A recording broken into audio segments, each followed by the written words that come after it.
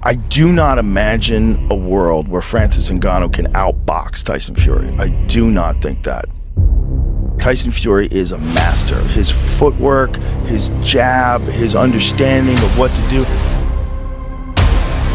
What I will say, though, is Francis Ngannou hits like a freight train. Correct. He hits so hard.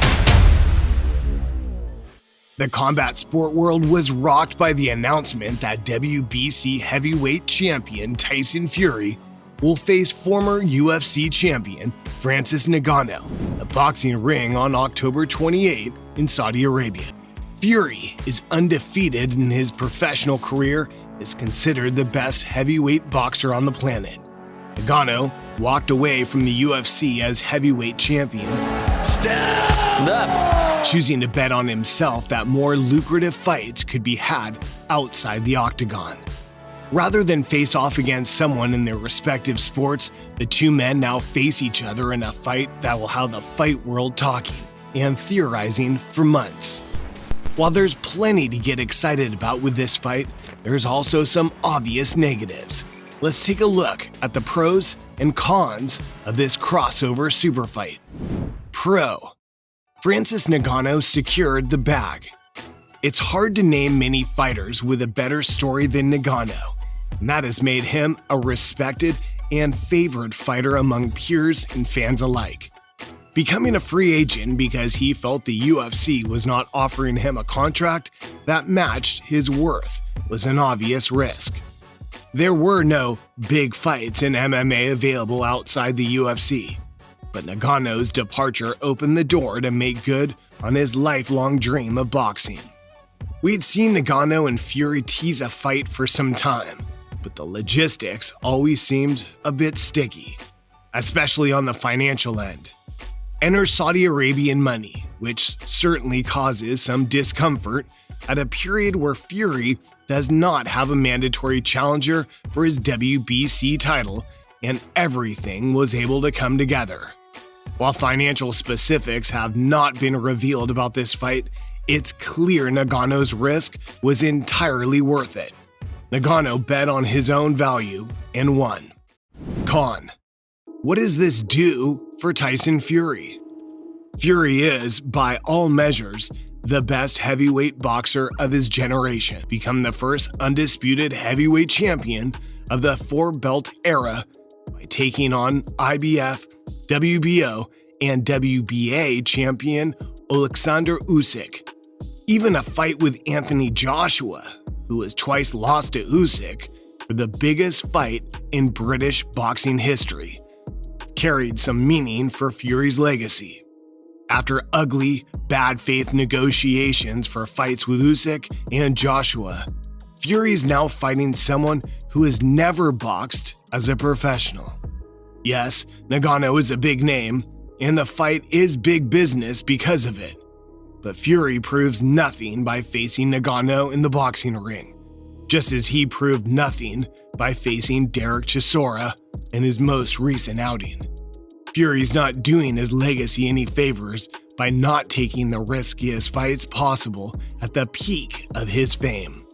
Pro: a never-before-seen showdown. While this fight likely does nothing for either man's legacy in their respective sport, it's impossible to overlook the curiosity factor. For as long as MMA has existed, there's been something of a natural rivalry between the two sports.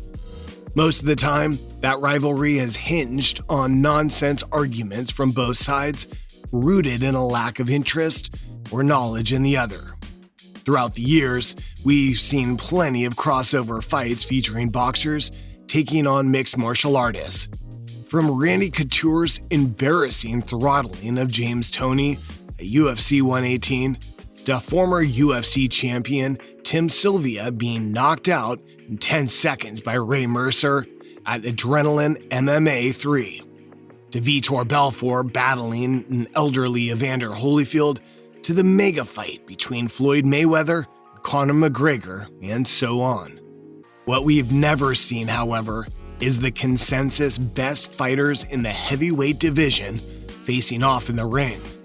There has always been a natural allure to heavyweights, with champions considered the baddest men on the planet.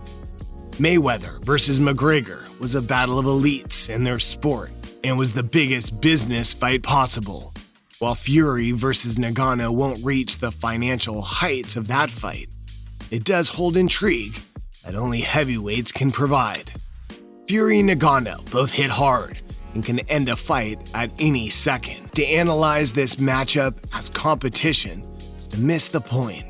Ngannou has shown himself to be the scariest dude on the planet, with knockouts in 5 of his final 6 UFC bouts. If he touches Fury flesh, he'll hurt him. But why would anyone believe a boxing beginner can do what experienced practitioners of the sweet science could not? It's about as plausible as Fury choking out Ngannou inside the PFL cage. I used to forcefully resist these spectacles. Give me a champion against a #1 contender all day. And in a way, the Fury-Ngannou matchup could be viewed as even more troubling than the extravaganza that came before. It would, at least for those fans drawn to sports by the promise of competition at the highest level. But what Fury and Ngannou do isn't simply compete in a sports realm known as fighting. It's prize fighting. Ngannou, for one, will earn a bigger prize for his fight against Fury than any other fight he could take. He fought out his UFC contract to have the independence to do this. Why deny him if there are paying customers interested in watching? Don't expect a windfall anywhere near the size of the Mayweather-McGregor earnings, though. McGregor possesses an essential fight game skill that Ngannou does not. He talks the talk with such authority that he instills a belief among potential customers that he's actually capable of walking the walk.